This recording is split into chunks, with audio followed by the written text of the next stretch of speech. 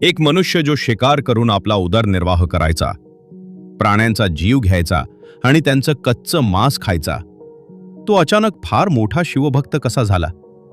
समर्थांनी त्याला कोणता असा उपदेश केला ज्यामुळे त्याने शिकारीचा मार्ग सोडून सत्यमार्गाचा स्वीकार केला? आणि त्याची भक्ती पाहून स्वतः महादेवांच्या डोळ्यांत अश्रू का आले? काय आहे ही अद्भुत कथा ते आपण पाहूया. पण त्याआधी एक छोटीशी विनंती. तुमच्यापैकी बरेच जण अजूनही चॅनलला सबस्क्राईब करत नाहीत, तर असं करू नका. जर तुम्ही चॅनलला सबस्क्राईब केलं तर आम्हाला आणखी चांगले व्हिडिओ बनवण्याची प्रेरणा मिळेल. तसेच या निरूपणाला हातभार लावण्यासाठी तुम्ही चॅनलची मेंबरशिपही घेऊ शकता. धन्यवाद. एक शांत सकाळ. जंगलात मंद वारा वाहत होता. पक्ष्यांचा किलबिलाट सुरू होता आणि निसर्ग जणू काही ध्यानात मग्न झाला होता. अशा त्या रम्य वातावरणात समर्थ रामदास स्वामी वनात भ्रमण करत होते. त्यांच्या चेहऱ्यावर नेहमीप्रमाणे शांतता आणि स्मितहास्य होतं. अचानक त्यांच्या नजरेस एक हरिण दिसलं. ते हरिण खूप जखमी अवस्थेत जमिनीवर पडलेलं होतं. त्याच्या अंगावर रक्त लागलं होतं आणि ते वेदनेने तडफडत होतं. समर्थ लगेच त्या हरणाजवळ गेले.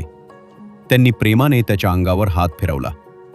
जवळच्या पाण्याने त्याचे घाव स्वच्छ करू लागले. तेवढ्यात झाडांच्या आडून एक शिकारी धावत तिथे आला. तो जोरात ओरडला, "अहो साधू बुवा, बाजूला व्हा, ते माझं शिकार आहे."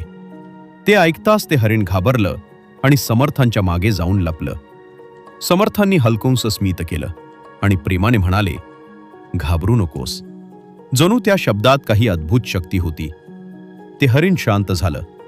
आता ते निर्भयपणे उभं राहिलं. शिकारी पुन्हा रागाने म्हणाला, "बाजूला व्हा, मला माझं शिकार घेऊ द्या." समर्थ शांतपणे म्हणाले, "हे हरिण माझ्या शरण आलं आहे, म्हणून तू त्याची शिकार करू नकोस." शिकारी चिडला. तो म्हणाला, "हे शक्य नाही, बाजूला व्हा, नाहीतर."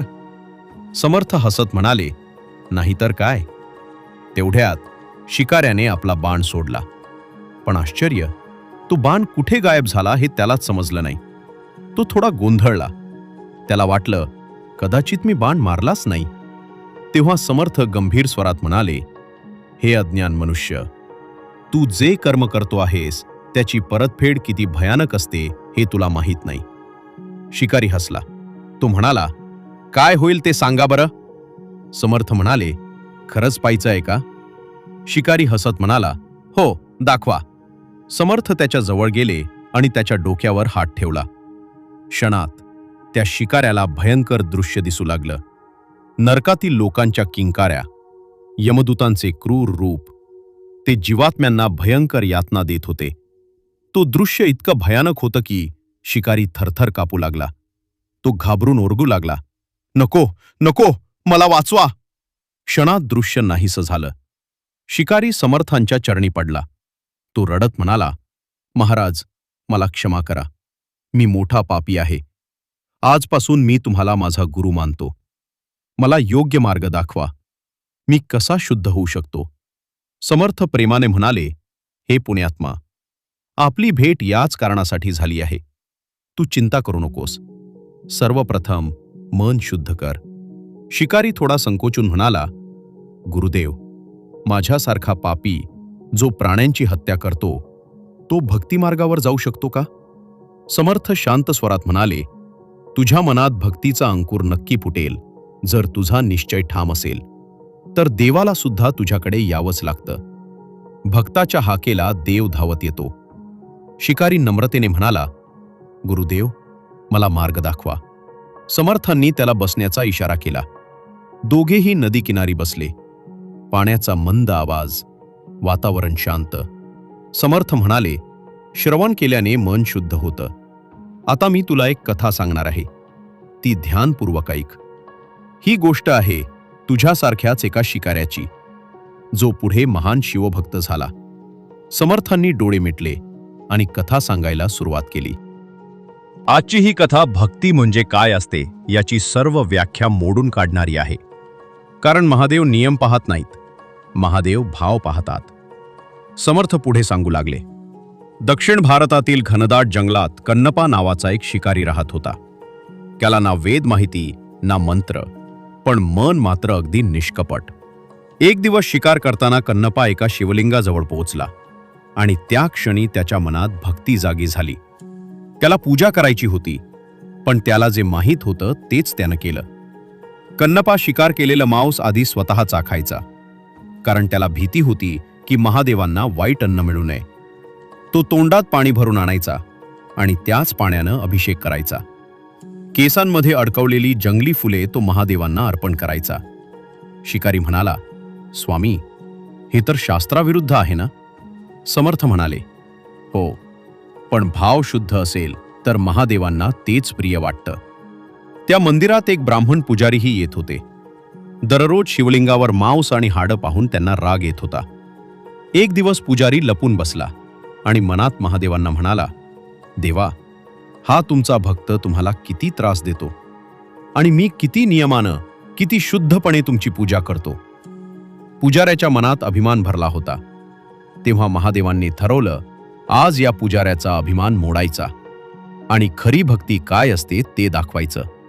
म्हणून महादेवांनी कन्नपाची परीक्षा घ्यायचं ठरवलं आणि मग आली ती भीषण परीक्षा. शिवलिंगाच्या एका डोळ्यातून अचानक रक्त वाहू लागलं. शिकारी घाबरून म्हणाला, मग काय केलं कन्नपाने?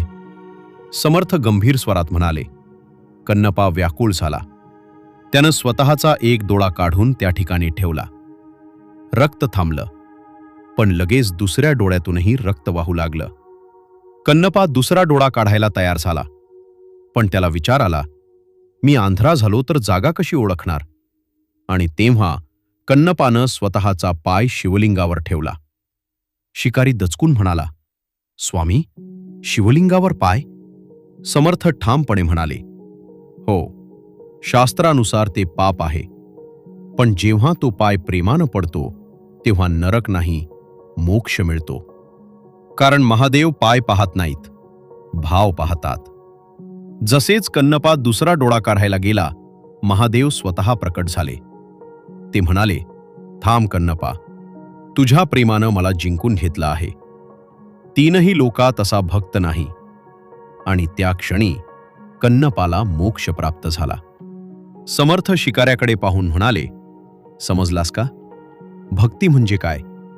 ना मोठे विधी, ना मोठे मंत्र, फक्त निष्कपट प्रेम. शिकाऱ्याच्या डोळ्यात पाणी येतं. तो नम्रतेनं म्हणतो, स्वामी, आजपासून मी जीव घेणं सोडतो आणि महादेवांच्या भक्तीत जीवन घालवतो. यालाच म्हणतात मुख्य देवाचा निश्चयो, मुख्य भक्ताचा निश्चयो, जीव शिवाचा निश्चयो बोलीला असे. जर भक्ताचा निश्चय, त्याचे प्रेम आणि त्याची श्रद्धा ठाम असेल तर देवाला त्याची दखल घ्यावीच लागते. अशा भक्तांना देव आपल्यापासून कधीच वेगळे मानत नाही. देव आणि भक्त एकरूप होऊन जातात. जसे की जेव्हा भक्त प्रल्हादाला उकळत्या तेलाच्या कढईत टाकले होते तेव्हा त्याला तर काहीच झाले नाही, पण श्री विष्णूंच्या अंगावर फोड आले होते. यावरून आपल्याला समजते की देव आणि भक्त किती एकरूप असतात. जेव्हा नामस्मरण चालू असते तेव्हा त्या देवाचा वास आपल्यामध्ये असतो. देव आपल्या कंठात विराजमान असतो. मुख्य देवाचा निश्चयो, मुख्य भक्ताचा निश्चयो, जीव शिवाचा निश्चयो बोलीला असे. जीव म्हणजे भक्त आणि शिव म्हणजे देव. जेव्हा या दोघांचा निश्चय ठाम असतो तेव्हा ती भक्तिगाथा सुवर्ण अक्षरांत लिहिली जाते. एक तर देव ठरवतो की आपल्या भक्ताला आपल्यापर्यंत घेऊन यायचे, किंवा मग भक्त ठरवतो की आपल्या देवाला प्राप्त करून घ्यायचे. भक्त आणि भगवान यांच्या अशाच बऱ्याच कथा आहेत, ज्या आपल्याला या निरूपणाच्या माध्यमातून बघायला मिळतीलच. आशा आहे तुम्हाला हा व्हिडिओ आवडला असेल. जर व्हिडिओ आवडला तर व्हिडिओला लाईक करा आणि चॅनलला सबस्क्राईब करून कमेंटमध्ये हर हर महादेव नक्की लिहा. आता ही कथा पाहून काही लोक म्हणतील, आम्ही पण मांस खातो आणि देवाची पूजा पण करतो, म्हणजे मांस खाल्ले तरी देवाला चालते. अशा लोकांसाठी मी एकच म्हणेन, तुमच्यात जर हिम्मत असेल स्वतःचे डोळे चाकूने काढायची, तर आधी एक डोळा काढून देवाला अर्पण करा आणि मग मांस खा. आजकाल बरेच लोक जिभेचे चोचले पुरवायला मांस मच्छी खातात आणि ते अशा ठिकाणी अशा लोकांकडून श्रवण करतात जे लोक म्हणतात की मांस खाल्ले तरी चालते पण भक्ती करा. अशा लोकांच्या भक्तीवर हसू येते, कारण मच्छी मांसाहार करणारा माणूस कितीही देवाची भक्ती करो, ती भक्ती देवापर्यंत पोहोचतच नाही. राक्षस पण जेव्हा देवाचे तप करायचे तेव्हा पाप कर्म करत नव्हते, सभ्य आहार घेत होते. जे लोक मांसाहार करतात आणि देवाची भक्ती करतात, अशा लोकांनी भक्ती केली काय आणि नाही केली काय दोन्ही सारखेच आहे. तुम्ही कितीही भक्ती करा पण देवाची कृपा होणार नाही. उलट नरकवास नक्की होईल. कारण अखंड सृष्टीचे पालक हे श्री महादेव आहेत आणि त्यांचे दुसरे नाव पशुपतीनाथ आहे. म्हणजे ते तुमचे पण निर्माते आहेत आणि प्राण्यांचे पण. आता समजा तुम्ही तुमच्या भावाला शिजवून खाल्ले आणि अपेक्षा केली की तुमचे आई बाबा तुम्हाला काही बोलणार नाहीत, तर हे शक्य आहे का? त्यामुळे मांसाहार करून भक्ती करणारा माणूस हा महामूर्ख आहे. तो भक्ती नाही तर देखावा करतो. त्याला वाटते आपण देवाला फसवू, पण देवाला फसवणे एवढे सोपे नसते. एक दिवस अशा माणसाचा असा भयंकर अपघात होतो की त्याचे आतडे एका बाजूला आणि हाडे एका बाजूला पडतात. गरुड पुराणामध्ये मांस खाण्याची शिक्षा सांगितली आहे, जी अतिशय भयंकर आहे. असो, आता तुमचा प्रश्न हा असेल की मांसाहार करणे पाप आहे, तर कण्णप्पा ते करायचे तरी महादेव प्रसन्न का झाले? तर याचे उत्तर ऐका. जर एखाद्याला माहीत नसेल की तो करतोय ते पाप आहे, तर ते पाप नसते, ती चूक असते. पण एखाद्याला माहीत आहे की हे पाप आहे, तरीही तो ते करत असेल तर तो अपराध आहे. कण्णप्पा लहानपणापासून त्यांच्या गृहसंस्कारांमुळे उदरनिर्वाहासाठी शिकार करायचे. त्यांना हे ज्ञान नव्हते की हे पाप आहे किंवा चुकीचे आहे. त्यांना आपले पोट भरायचे होते. पण त्यांचे मन एवढे साफ होते की जेव्हा त्यांना हे समजले असते की हे पाप आहे आणि मी ज्यांची शिकार करतोय ती माझ्या महादेवाचीच लेकरे आहेत, तर आपण आपल्या देवाला दुःख देतोय याच्या पश्चात्तापासाठी त्यांनी स्वतःचे आयुष्य संपवले असते. यात शंका नाही. महादेवाचे दर्शन होताच त्यांना सर्व ज्ञान प्राप्त झाले व त्यांच्या मुक्तीचे द्वार उघडले गेले. येणारा काळ हा खूप कठीण असणार आहे. मुलांमधील भक्ती, संस्कार आणि आदर हे सर्व गुण हळूहळू कमी होत चालले आहेत. त्यामुळे जर लहानपणापासून मुलांना चांगली शिकवण दिली तर तेच संस्कार त्यांच्या मनात रुजतात आणि पुढे जाऊन ते एक चांगले व्यक्ती घडू शकतात. यासाठीच आम्ही आणखी एक चॅनल सुरू करत आहोत. त्या चॅनलवर बालभक्ती, संस्कार आणि निरूपण हे गोष्टी कथांच्या माध्यमातून सांगितले जाणार आहे. कमेंट्समध्ये आणि डिस्क्रिप्शनमध्ये चॅनलची लिंक दिली आहे.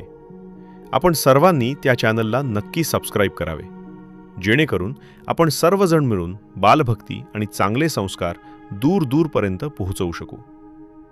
श्रीराम समर्थ. जय जय रघुवीर समर्थ.